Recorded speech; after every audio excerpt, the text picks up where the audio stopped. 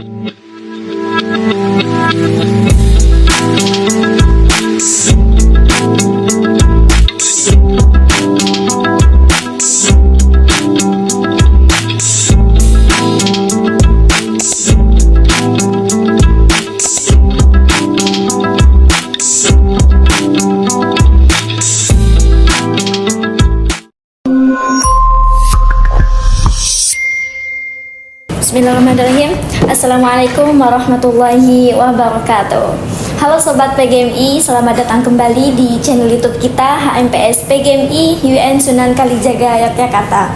Yang dalam ruang ini kita akan berbicara tentang hal-hal yang sangat seru dan tentunya mendidik, yang akan menambah pemahaman dan juga wawasan yang di seputar keilmuan.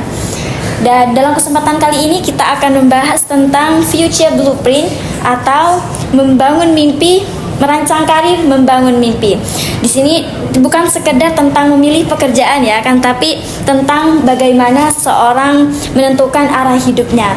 Karena di era sekarang banyak anak muda yang mempunyai mimpi besar, akan tetapi belum tahu cara langkah untuk mencapai tujuan tersebut. Dan pada kesempatan kali ini kita sengaja mengundang pemateri hebat kita nih, yaitu Kak Delvi Agustian, di mana beliau sangat berpengalaman di tema kita kali ini. Sebelum kita memasuki acara PEDx kita, mari kita bersama-sama mengenal lebih dalam ke pemateri kita. Silahkan Kak. Baik, halo teman-teman. Sebelumnya perkenalkan, nama saya Delvi Agustian.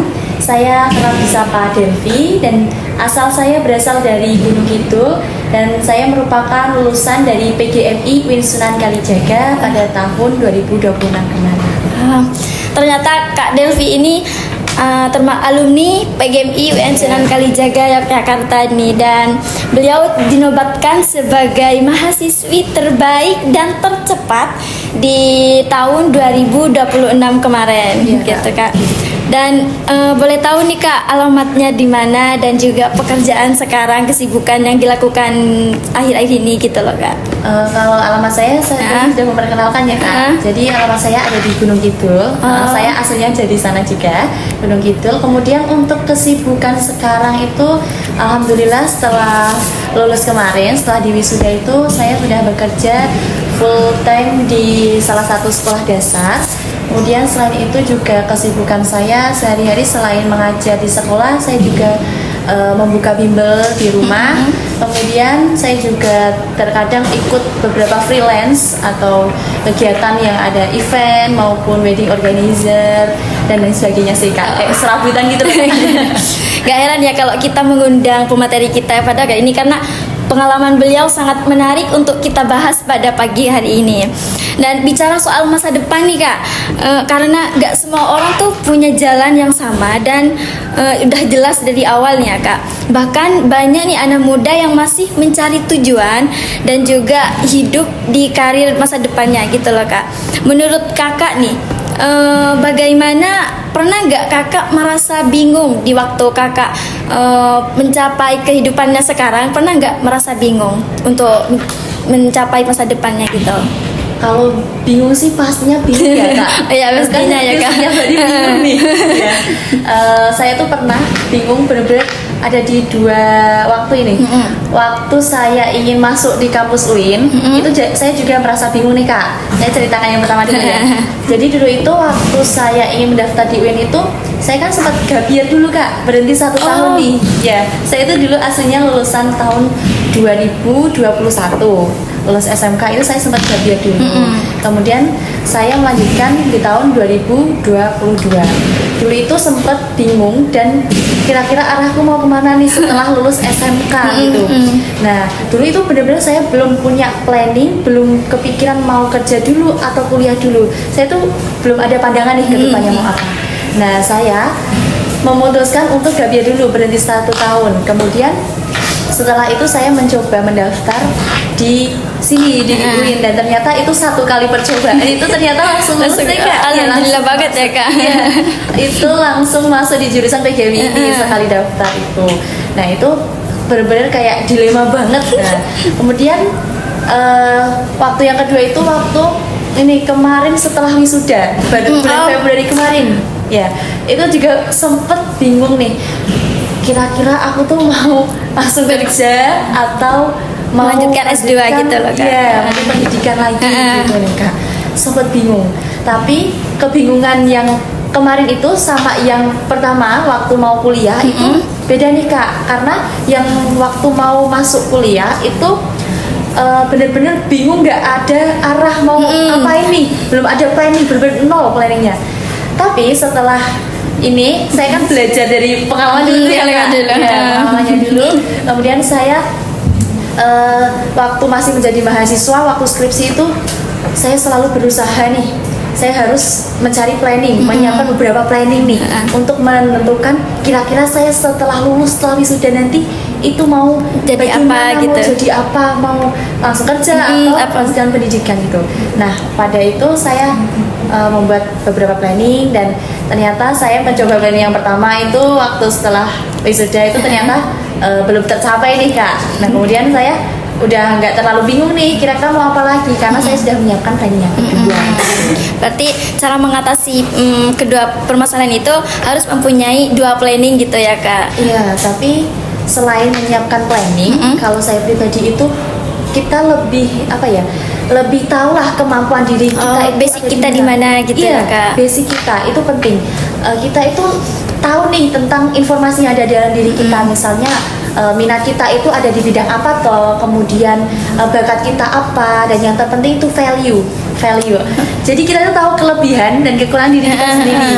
Itu akan memudahkan kita untuk mengambil langkah ke depannya gitu sih Kak. Dan bisa menyesuaikan gitu ya Kak, di mana kita harus berkembang dan juga mengakhiri gitu. Betul sekali, Kak. Dan di zaman sekarang tuh persaingan dunia pekerjaan kan sangat ketat banget ya Kak.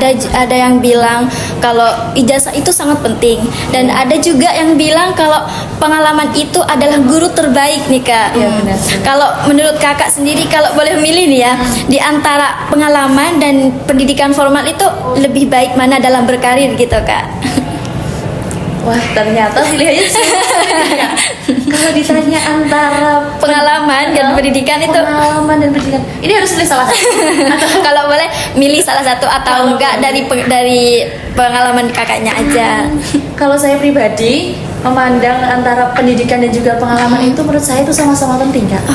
Itu ibaratnya itu pengalaman dan pendidikan itu harus sejalan gitu. Karena kalau pendidikan menurut saya itu sebagai fondasi atau langkah kita untuk menentukan pola pikir. Iya. Sedangkan pengalaman itu sebagai cara kita mengatasi gitu ya Kak. lebih ke cara kita untuk mengaplikasikan sebuah ilmu yang telah kita dapat di kelas, yang telah kita pelajari di kelas gitu sih Kak. Karena pengalaman itu kita akan belajar lebih banyak hal lagi. Jadi kita itu bukan hanya sekedar belajar di kelas saja. Justru kita itu akan lebih banyak belajar jika di luar kelas Kak. Nah itu sih kalau dari saya. Kemudian kita kan sebagai mahasiswa tuh terkadang hanya ya udah kalau kuliah gitu, itu fokus ke IPK gitu ya Kak. Kemudian hanya fokus berangkat kemudian asalkan absensi ada gitu ya Kak. Kayaknya isi absensi.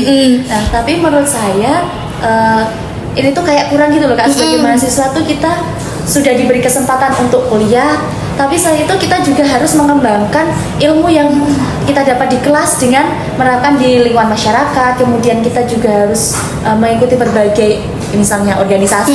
Minimal waktu kuliah itu ikut organisasi ya, minimal ikut organisasi. Kemudian kita coba mencari pengalaman baru dengan orang yang baru gitu ya Kak. Orang yang baru, jadi nanti kan relasi kita itu akan semakin bertambah. Bukan cuma dengan orang-orang itu aja kan, tapi dengan orang-orang di luar yang lebih hebat lagi gitu ya Kak. Iya itu penting banget sih Kak, relasi itu menurut saya. Nah terus selain itu juga kita bisa nih dengan mencoba pengalaman baru itu kita akan lebih tahu kira-kira yang pertama tadi kan saya sudah menjelaskan minat dan bakat kita akan lebih menguasai itu lagi. Kira-kira kita itu minat dan bakatnya itu ada di bidang apa toh gitu. Menentukan passion yang kita gitu ya Kak. Passion kita itu akan sangat membantu sih Kak kalau menurut pengalaman saya. Sangat penting banget gitu ya Kak. Lalu di pengalaman Kakak dari tahun kemarin-kemarin tuh apa ketakutan terbesar Kakak nih dalam mencari karir tersebut Kak? Untuk ketakutan terbesar biasanya itu saya tuh sering merasa kurang percaya diri, kemudian takut pandangan orang lain ke saya kok overthinking gitu ya Kak. Terus kadang itu suka kemakan oleh pikiran sendiri gitu Kak, overthinking. Kemudian ketakutan yang terbesar itu menurut saya itu kayak takut akan gagal loh Kak. Betul sekali Kak. Tapi sebenarnya itu bukan takut gagalnya, tapi takut dipandang gagal oleh orang lain. Takut melangkahnya gitu ya Kak. Soalnya kan biasanya kalau pandangan orang tuh beda ya kan. Ada yang memandangnya kita buruk, ada yang memandang kita baik gitu. Jadi takutnya penilaian orang tuh hanya fokus pada kita yang buruk-buruk aja gitu.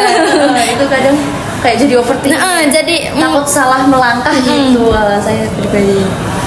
Lalu gimana nih Kak cara tetap konsisten untuk mencapai mimpi kita meskipun sering mengalami gagal-gagal? Karena kalau dari saya sendiri ya Kak, kita tuh kalau udah di fase sangat down banget itu nggak tahu mau menyalahkan siapa ya. Kenapa aku nggak bisa, kenapa orang itu bisa gitu loh Kak. Gimana caranya kita konsisten dalam mencapai mimpi meskipun sering gagal gitu loh Kak? Kalau itu hal yang sering saya rasakan sih sebenarnya, kayak gagal berkali-kali. Bahkan saya itu pernah kayak itu waktu mau masuk di sini ya, kuliah di sini tuh saya kan udah mencoba 8 kali nih Kak. 8 kali percobaan. 8 kali percobaan nih Kak. Tapi di salah satu PTN, tapi masih di sekitar Jogja. Jadi saya tuh lulus tahun 2021 itu langsung mendaftar dari zamannya itu namanya SNMPTN tuh loh Kak yang pakai rapot sampai ke jalur mandiri. Saya mencoba 8 kali dan itu benar-benar belum ada yang lolos, dan ternyata itu tuh kayak gagal 8 kali itu benar-benar bikin saya down banget ya Kak. Dan pastinya pasti itu dari lingkungan sekitar kayak kok gimana sih gitu ya Kak. Ini pada udah 8 kali gini gitu. Tapi kalau saya pribadi selalu menerapkan dalam diri saya itu ya udahlah, aku gagal sekali, 2 kali, 3 kali, bahkan berkali-kali pun ya udah nggak apa-apa. Aku nggak akan mengurusi orang lain gitu. Karena aku fokus sama pribadiku, fokus sama tujuan awalku itu mau apa, aku mau mencapai apa. Nah pada itu saya berhenti dulu nih Kak. Tadi kan gabier. Kemudian setelah itu saya punya semangat lagi nih untuk mencoba lagi. Kemudian dari dorongan kedua orang tua juga itu, cobalah, mumpung ada kesempatan, umurmu juga masih bisa nih untuk masuk kuliah, cobalah kamu di kampus UIN gitu. Awalnya saya ternyata UIN ini pilihan pertama di Kak, kampus pilihan pertama gitu. Kalau tahun 2021 tuh saya nggak mencoba UIN nih Kak. Saya mencoba di salah satu PTN di Jogja juga. Tapi itu ternyata masih gagal. Nah, terus orang tua itu menyarankan, cobalah kamu nyoba di UIN gitu. Di UIN kan juga sama-sama negeri, karena dari dulu saya tuh pengennya di negeri nih Kak. Ya, itu kan juga sama-sama negeri, nggak apa-apa, coba aja. Ternyata saya itu coba dan ternyata itu hanya percobaan 1 kali dan ternyata alhamdulillah langsung keterima di jurusan PGMI, jurusan pertama pilihan pertama saya itu. Nah dari situ saya ingat ternyata walaupun saya gagal berulang kali bahkan sampai 8 kali itu nggak mematahkan semangat saya, karena saya ingat tujuan awal saya itu untuk apa. Saya itu benar-benar masih punya niatan untuk kuliah gitu loh Kak. Berarti yang jadi komitmen Kakak, yang jadi penyemangat Kakak itu tujuan pertama gitu. Terus mengingat tujuan pertama gitu ya Kak. Benar Kak. Kalau kita ingat tujuan pertama itu, insya Allah nanti kita itu akan semangat lagi gitu ya Kak. Kita akan selalu belajar lagi. Jadi pengalaman kegagalan itu akan menjadikan mental kita itu lebih kuat lagi gitu loh Kak. Tapi kan ini Kak, Kakak nih udah gagal berulang-ulang kali. Tapi pas masuk UIN, herannya Kakak bisa mendapatkan gelar yang tidak main-main nih Kak. Gimana tuh? Kok bisa gitu loh Kak? Kalau ditanya kok bisa, terus jujur saya tuh nggak tahu ya Kak. Kenapa kok bisa sampai dinobatkan jadi wisuda terbaik tercepat? Karena prinsip saya dulu itu, saya masuk kuliah itu bukan hanya sekedar untuk mendapatkan gelar gitu. Dulu itu jujur saja saya tuh orangnya introvert nih Kak. Kalau disuruh ngomong kayak gini tuh kayak malu banget gitu ya Kak. Takut gak pede itu ya Kak.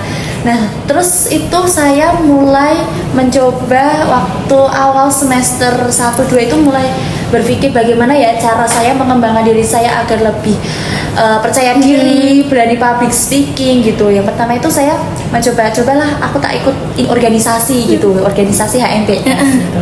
Oh, berarti anggota HMPS. Iya Kak, Oh, saya ternyata juga anggota HMPS. Kebetulan banget ya Kak.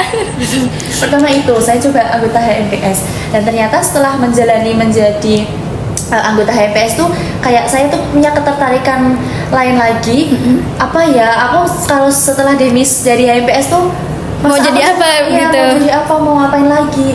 Sedangkan aku tuh kayak udah sibuk kan di HMPS gitu ya Kak, banyak kegiatannya. Kayaknya kalau cuma sekedar kuliah pulang tuh kayak ada yang kurang nih. Akhirnya saya mencoba ikut kayak ajang perdutaan kayak gitu loh Kak. Terus perlombaan gitu untuk mengisi waktu luang saya. Terus agar tidak terlalu fokus pada apa namanya, materi yang ada di kelas. Sebenarnya boleh saja ya buat kita untuk fokus pada materi pada mata pelajaran gitu boleh, tapi menurut saya itu kayak kurang gitu loh Kak. Jadi saya mulai dari situlah mencoba untuk mengikuti berbagai kegiatan dan juga mencoba lebih aktif lagi, dan di situ saya juga tidak lupa untuk tetap fokus pada tujuan pertama kuliah. Tujuan pertama. Gitu sih. Lalu kan itu nih Kak, kan kalau di kalangan saya nih ya Kak, kita dikatakan sukses apabila kita sudah dapat memenuhi apa yang apa yang teman-teman inginkan gitu loh Kak. Kalau tidak mencukupi standar mereka, kita tidak akan dikatakan sukses nih Kak. Gitu. Lalu kalau menurut Kakak nih ya, apakah sukses itu harus sesuai standar masyarakat atau sesuai passion kita atau gimana Kak? Jika berbicara kesuksesan harus sesuai dengan standar masyarakat, menurut saya enggak sih Kak. Kayak apa ya, ibaratnya orang itu ada yang merasa sukses jika dirinya itu ada yang sudah mencapai karir, misalnya kerja di perusahaan A, dia udah merasa sukses karena saya sudah puas gitu, sudah bisa masuk di perusahaan itu. Kadang ada juga orang yang merasa sukses itu jika dia bisa bekerja di dekat rumahnya dia dan juga sambil mengurus orang tuanya, itu bisa dikatakan sukses. Nah menurut saya jika sukses harus sesuai dengan standar masyarakat, enggak sih Kak. Karena itu tadi kembali kita yang menjalani, kemudian sebaik-baiknya apa ya, saat kita menjalani hidup tuh menurut saya hidup itu bukan sekedar pandangan orang gitu ya Kak. Pandangan orang, bukan untuk memenuhi ekspektasi orang lain, dan juga bukan untuk sebagai ajang perlombaan ya Kak. Menurut saya itu kita harus menjalani hidup ini ya kayak lebih apa yang kita sukai gitu ya Kak, sesuai dengan diri kita lah, dan sesuai dengan passion kita itu. Menurut saya begitu. Jujur saya juga sih Kak, awalnya tuh sangat introvert banget gitu Kak, sangat takut banget. Gimana kalau penilaian dia ke aku tuh gini, gimana kalau dia aja gitu. Jadi aku mencoba nih Kak untuk melangkah, tapi aku belum bisa sepro Kakak nih. Jadi minta tutornya nih Kak buat jago public speakingnya gitu loh Kak. Kalau pro sih saya masih banyak harus belajar lagi, masih banyak kurangnya juga. Kalau berdasarkan dari pengalaman dan juga waktu kuliah itu, yang pertama itu kita berani mencoba dulu sih Kak. Pertama itu berani mencoba. Pasti ya Kak, kalau kita mencoba itu pasti akan gagal, itu pasti ada. Kemudian salah itu pasti ada. Nah, dari kesalahan dan kegagalan yang kita dapatkan itu kita ambil nih, kemudian kita evaluasi, kita cari tahu kira-kira kita itu kurangnya ada di mana gitu. Nah, semisal nanti ada kesempatan lagi, kita coba lagi, kita coba jangan mengulangi kesalahan yang sudah kita lakukan, tapi kita coba memperbaiki gitu ya Kak. Memperbaiki lagi gitu sih Kak. Kemudian yang kedua itu berusaha untuk percaya diri. Kita jangan mendengarkan omongan orang lain gitu. Kita fokus pada diri kita sendiri. Fokusnya kita akan fokus pada update skill kita. Jadi kita bismillah, aku yakin aku bisa. Aku ini sih Kak, lebih sering menerapkan kayak, masa orang lain tuh bisa tapi aku sendiri nggak bisa gitu. Pasti aku juga bisa. Aku selalu bilang aku bisa. Aku mengurangi untuk kata aku tuh nggak bisa. Aku tuh nggak bisa sehebat orang lain. Nggak sih Kak.